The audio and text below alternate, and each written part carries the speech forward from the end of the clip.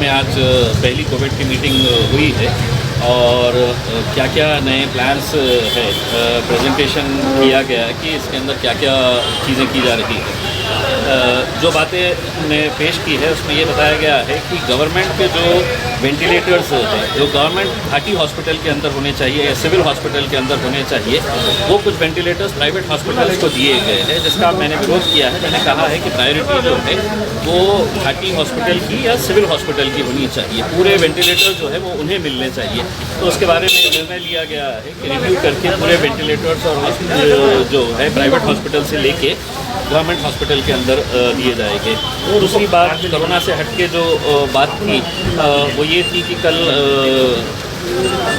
इसके पास हिमायत बाग के पास जो एक नौजवान लड़का साजिद पानी में डूबकर मर गया था। पुलिस कमिश्नर साहब ने आदेश किया है और आज से ही वहाँ पर सिक्योरिटी लगाई गई है। हमने यहाँ तक कहा है कि अगर वहाँ पर इस तरह के कट्टों के ऊपर कोई तैरने के लिए अगर जा रहा है तो उनको फ़ाइन करिएगा और उनके ऊपर एक्शन लीजिएगा, क्योंकि इस तरह के नौजवान बच्चों की अगर जाने जा रही है तो बहुत ही संजीदगी से लेने वाला मामला है।